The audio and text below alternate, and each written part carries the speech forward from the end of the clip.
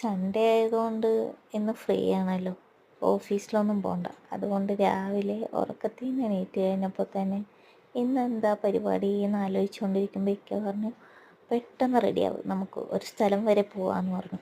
പിന്നെ എല്ലാം പെട്ടെന്നായിരുന്നു. പുറത്ത് പോകാമെന്ന് പറഞ്ഞാൽ പിന്നെ ഒട്ടും ടൈം കളയില്ലല്ലോ. എല്ലാവരും പെട്ടെന്ന് കുളിച്ച് പിടിച്ച് റെഡിയായി വന്നു. പോണ വഴിക്ക് കുറച്ച് ഫ്രൂട്ട്സൊക്കെ വാങ്ങി. ഞങ്ങൾ വന്നത് പന്നാർകെട്ട ജോയിലാണ്. സൺഡേ ആയതുകൊണ്ട് തന്നെ അത്യാവശ്യം നല്ല തിരക്കുണ്ടായിരുന്നു. അതുകൊണ്ട് ആനിമൽസിൻ്റെ അടുത്ത് എത്തി വീഡിയോ പിടിക്കാനൊക്കെ കുറച്ച് കഷ്ടമായിരുന്നു. ഞങ്ങൾ ഫസ്റ്റ് തന്നെ സീബ്രനെയാണ് കണ്ടത്. അവിടെ പിന്നെ വലിയ പ്രശ്നമില്ലാത്തതുകൊണ്ട് വീഡിയോ ഒക്കെ എടുക്കാൻ പറ്റി. പിന്നെ ജിറാഫ് കുറച്ച് ദൂരമായിരുന്നു നിന്നിട്ടുണ്ടായിരുന്നത്. അതിനെയൊക്കെ വീഡിയോ എടുത്ത്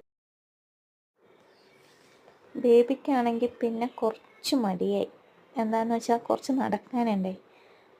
ആദ്യം ആനിമൽസിനെയൊക്കെ കണ്ടപ്പോൾ ഭയങ്കര എക്സൈറ്റഡ് ആയിരുന്നു. പിന്നെ നടക്കുന്ന കാര്യം ഓർത്ത് മടിയായിട്ട് ഉമ്മീ മതി നമുക്ക് പോയാലോ എന്നുള്ള മൈൻഡായി.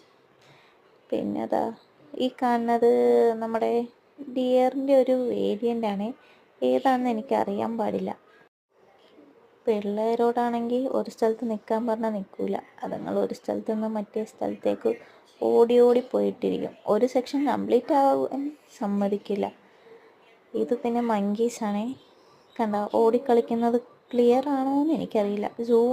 ഒത്തിരി അങ്ങോട്ട് സൂം ചെയ്തെടുക്കുന്നതുകൊണ്ടേ അത്രയ്ക്ക് അങ്ങോട്ട് ക്ലിയർ ആയിട്ടില്ല.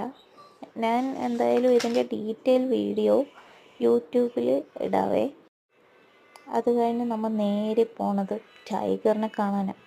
ടൈഗറിനെയും ലയണിനെയൊക്കെ കാണാൻ തിരക്ക് ഭയങ്കര കൂടുതലാണ്. അതിൻ്റെ ഡെന്നൊക്കെ കണ്ടോ, അവർ നല്ല ഭംഗിക്ക് അവിടെ ഡെന്നൊക്കെ സെറ്റ് ചെയ്ത് വെച്ചേക്കുന്നത്. ഞാൻ ഇവിടെ കല്യാണം കഴിഞ്ഞ് ഒരു 3 പ്രാവശ്യം പോയിട്ടുണ്ടെന്ന് തോന്നുന്നു. അതിപ്പോൾ എൻ്റെ 4th ടൈം. കണ്ടോ, പുള്ളിക്കാണെങ്കിൽ നമ്മളെ നോക്കാൻ പോലും ടൈമില്ല. ഭയങ്കര ഗമയായിരുന്നു. ഇതാ നോക്കിയേ, വേറെ എങ്ങോട്ടും നോക്കിയിട്ടിരിക്കുന്നു. പിന്നെ നമ്മുടെ ഒന്നും അറിയുന്നില്ല, നല്ല ഉറക്കമാണ്.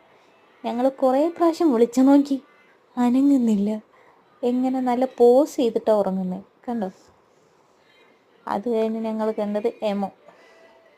എമോ പിന്നെ നമ്മുടെ നാട്ടിലും ഒത്തിരി സൂ ഒക്കെ ഉള്ളതല്ലേ, അപ്പോൾ എല്ലാവരും പോയിട്ടുണ്ടാവും.